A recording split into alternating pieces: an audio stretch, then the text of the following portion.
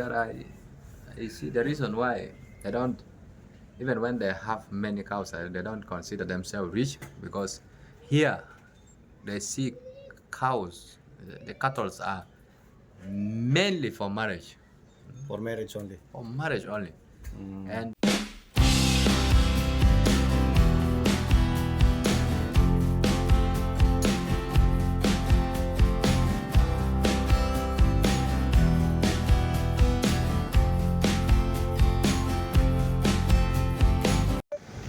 Magandang araw mga kabayan. Marami na nga pala akong mga video na ang naging topic natin dito sa kanila, napakarami nilang mga baka. Pero maniniwala ba kayo na marami silang baka pero itinuturing nila yung mga sarili nila na mahirap pa din? At para nga pala doon sa mga bago lang sa channel natin, sa Pilipinas nga pala, sa Abra ako umuwi. Bulakayin nyo talaga ako, kaya nga lang nakapag-asawa ako ng taga-Banggit. Kaya doon ako umuwi. Doon sa lugar namin doon, napakarami ding mga baka doon. At yung mga in-laws ko mismo, yun ang hanap buhay nila. Sa weekdays, yun ang trabaho nila, maghanap ng mga baka na mga ibebenta. At pagdating ng weekend, pumupunta naman sila doon sa may Pangasinan para ibenta yung mga baka na yun. Meron silang ginagamit na truck para dalhin doon yung mga baka. Ang napansin ko nga pala doon sa mga baka na bibili ng mga biyanang ko, ng mga bayaw ko, yung mga sungay maliliit lang. Hindi kagaya ng mga baka nila dito, ang sungay pagka matatanda na, napakahahaba. Samantalang yung nakukuha nila doon, mga matanda na daw yung iba nun, pero yung sungay maliit lang din. Ito ang malaki oh. Mas malaki pa tong baka na to kaysa doon sa mga baka sa Rumbek. Dito nga pala ang karaniwang nangyayari doon sa mga nag-aalaga ng mga baka. Halimbawa sa isang magkakamag-anak, meron lang silang i-assign para mag-alaga ng mga baka nila. At yung ibang tao naman, yung mga ibang kamag-anak nila, mga nagsisipaghanap buhay ng kung ano man yung mga trabaho nila. Pero merong naka-assign para dun sa mga baka. At ang karamihan doon nila dinadala sa may mga tinatawag nilang cattle camps. At ang madalas na nangyayari, yung mga pinipili nila para mag-alaga ng mga baka, mga bata pa. At yung mga bata na yon, madalas yan, kapag nakakakita ako ng ganon at napadaan ako, talagang tatawagin ka ng mga yan, humihingi ng pera. Wala daw silang yung pangkain, mga ganon. Ibig sabihin, wala talaga silang budget, wala silang gutom talaga yung mga bata na yon. Pero marami silang baka. No money. I don't have money. No money.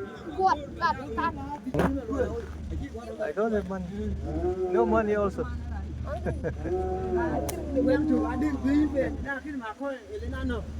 Kaya ang sinasabi nila, kung dito daw nakikita ko na napakaraming mga baka, lalo na daw doon sa mga cattle camps. Talaga daw napakalawak ng mga lugar na yon na puro baka.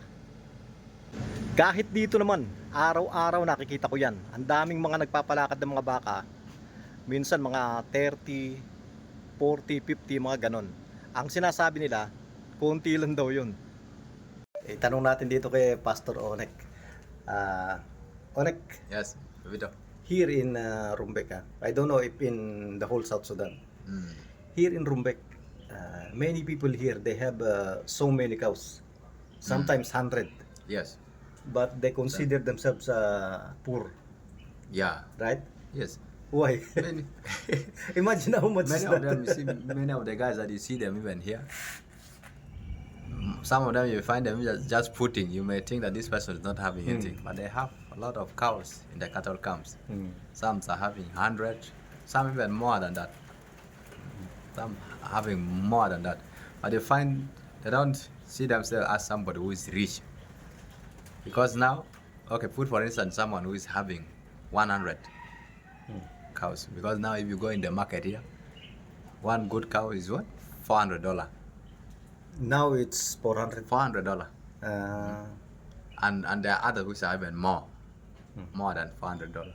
So okay, let's just put Let's say for instance 100. that for like if you have 100 cow, and then at the price of $400, mean you will be having like 40,000 USD, 40,000. 40,000 US dollar. So if you have 40,000 US dollar, first imagine. They're Are you a poor person? You are not a poor person. You are rich already, and this 40,000 USD you put in a good investment. Within a period of 1 year, your life has changed. Your life has changed. So, but here you find someone is having even more than that 100 cows I'm talking. But they find the person very poor, and the person is not even eating good. And many children with Yes. those cattle keepers. If you saw them, they are asking for money. Yes.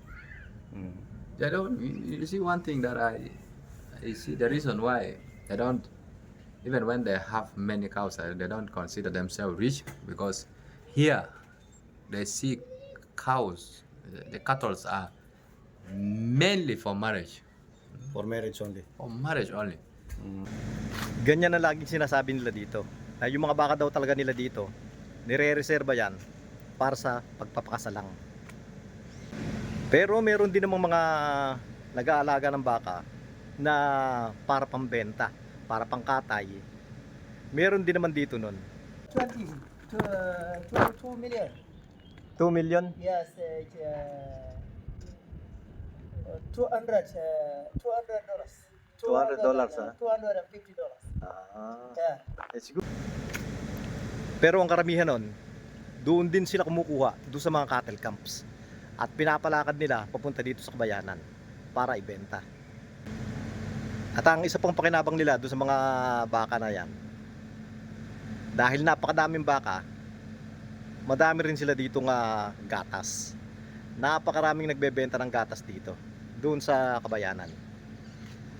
Dati bumibili ko niyan eh. Kaya nga lang, nung makita ko kung paano yung ginagawa nilang yung paraan nila nung pagbebenta, hindi na ako bumili uli.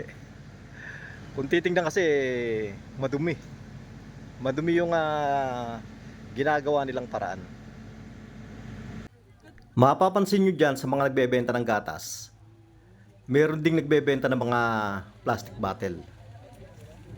Ganyan ang pagbili ng gatas dyan. Kailangan meron kang lalagyan. O kaya naman yung may lalagyan bibili ka na lang ng basyo para mapalitan yung bote nila. At napansin ko, marami doon sa mga plastic bottle na ginagamit nila, mga luma na. Kaya nawalan ako ng gana. Sa ngayon nga pala, ang bentahan daw ng baka dito, yung maliit, $250 daw yan. Ang karaniwang bentahan, $400. Yung medyo malaki na daw yun. Pero yung malalaki talaga, ang bentahan daw nun, mga $600. 500 to 600. Yung karne ng baka naman daw, ang per kilo daw niyan, 25,000. 25,000 sa pera nila. Kung sa peso yon, halos nasa 250.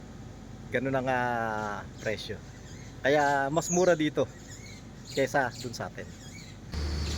Kaya sa totoo lang, marami sa kanila dito hindi dapat sila naghihirap eh. Ang problema sa kanila, yung kultura nila, yung mentality nila, yung pag-iisip nila na ganun, yun ang nagiging problema nila. At bago ko nga pala tapusin yung video, shoutout po muna ulit tayo. Shoutout po kila Sani Turingan. Shoutout din po sa Pareha Family, Mil Panelo, Eduardo Arcilia. Shoutout po kaya Dani, kaya Lersky Castañeda, Darwin Moldes, at kaya Warly Madriaga. At sa lahat po ng mga sumusubaybay sa atin, maraming salamat po.